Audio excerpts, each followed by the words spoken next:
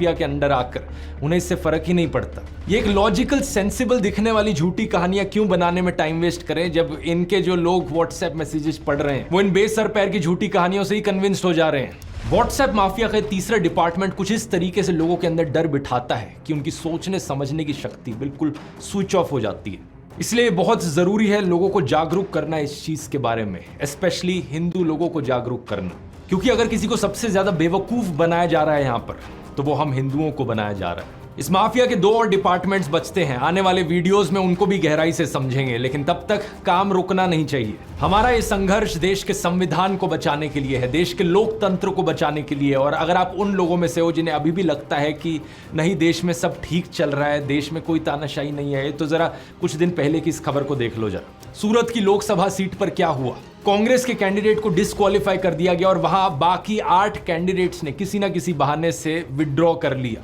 यानी कि इलेक्शन होने से पहले ही बीजेपी ने यह सीट जीत ली। इमेजिन कर सकते हो दोस्तों, लाखों लोग जो सूरत में रहते हैं उनका लोकतांत्रिक अधिकार उनसे इस तरीके से छीन लिया गया। इतना ही नहीं, अरुणाचल प्रदेश में भी ऐसा ही कुछ हुआ। बीजेपी ने 10 सीटें ऑलरेडी जीत ली वहां पर इलेक्शन होने से पहले ही। और इस खबर को देखो, जहां पर दिल्ली में वो चुनाव हारने वाले थे उन्होंने इलेक्शन ही नहीं होने दी एमसीडी की। इससे पहले चंडीगढ़ की इलेक्शन में सीधा सीधा फ्रॉड करने की कोशिश करी गई थी बीजेपी को जिताने के लिए।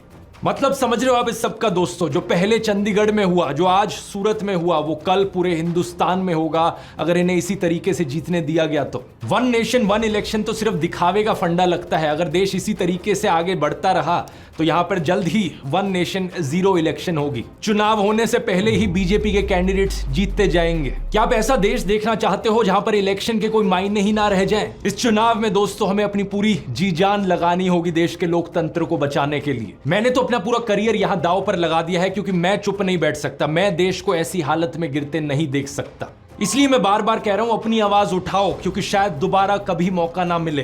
3 स्टेप्स मैं आपको दोबारा से बताना चाहूंगा। स्टेप 1, मेरे व्हाट्सएप चैनल को जाकर ज्वाइन करो। इसका लिंक इस क्यूआर कोड में मिल जाएगा, या लिंक डिस्क्रिप्शन में भी है। अगर ये लिंक आपके लिए खुल नहीं रहा तो व्हाट्सएप ऐप को अपडेट करो अपने फोन पर। चैनल ज्वाइन करने के बाद बेल आइकन दबाओ नोटिफिकेशन का। हमारा मिशन है 100 करोड़। हम व्हाट्सएप पर एक ऐसी आंधी लेकर आएंगे सच की कि इनका ये पूरा व्हाट्सएप माफिया दब जाएगा।